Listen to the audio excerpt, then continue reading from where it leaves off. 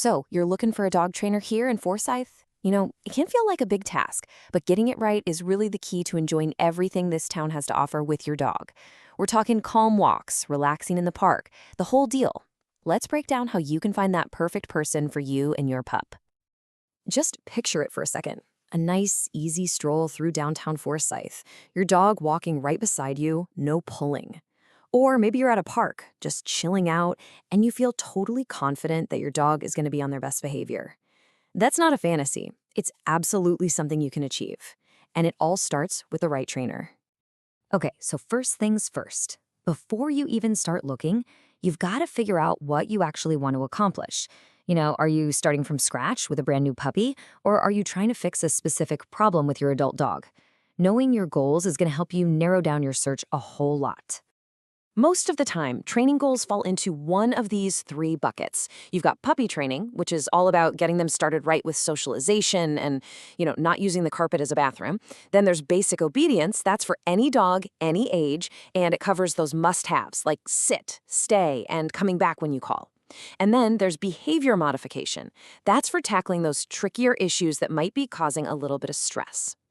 Things like your dog pulling on the leash, or jumping all over guests, or barking like crazy. Listen, these are incredibly common problems, so please don't feel like you're alone in this. A good professional trainer has seen it all, and they can give you clear, effective ways to handle these things. It'll make life at home and with your neighbors so much more peaceful. All right, so you've got your goals. Now it's time to actually find your trainer. And when you're looking, there are two really critical things to focus on: the methods they use and the qualifications they have. This really says it all. You want training that's not only going to work, but that's also humane. The whole point is to build a stronger, more trusting relationship with your dog. And it has to be practical. It needs to fit into your actual day-to-day life here in Forsyth. You'll see there's a huge difference in how trainers approach things. Positive reinforcement is all about using rewards, like treats, praise, or toys, to make learning fun and to build up that trust. On the other hand, aversive methods use punishment or things that make the dog uncomfortable. That can create fear, it can actually make behavior problems worse, and it can really hurt the bond you have with your dog.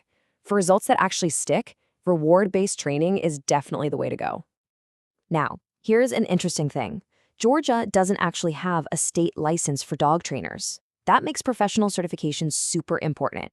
When a trainer has them, it shows they've put in the time and money to get educated, that they follow a code of ethics, and that they're serious about what they do. Look, you don't need to memorize this alphabet soup of acronyms, but it is helpful to be able to recognize them. If you're on a trainer's website and you see something like KPA, CTP, or CPDTKA, that's a really good sign. It tells you they're committed to modern, science-backed methods. Okay, you've done your research, you've found a few trainers that look promising. Now it's time to actually talk to them. Here's a simple little plan to make sure you find the right person for the job.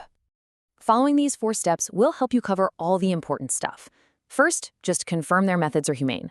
Second, ask about those certifications to check their expertise. Third, get really specific about your goals so they know exactly what you need. And last but not least, get a clear breakdown of the costs. You don't want any surprises down the road. A lot of trainers in the area will offer a free consultation, and you should absolutely take them up on it. It's the perfect chance to meet them, see how they interact with your dog, and just get a feel for their personality, all before you spend a single dollar. As you can see, costs can really vary depending on what you're looking for. Private lessons give you that one-on-one time, which is great. Board and train programs are way more intensive, and the price reflects that. And hey, it's always a smart idea to ask if they charge any travel fees, especially if you're getting in-home training anywhere in Monroe County. Okay, let's switch gears a little and talk about where the training actually happens, plus a few local rules that every single dog owner in Forsyth should be aware of. So which is better, in-home training or a group class? Well, it really depends on your goals. In-home training is awesome for things that happen at home, right? Like your dog rushing the door or stealing food off the counter.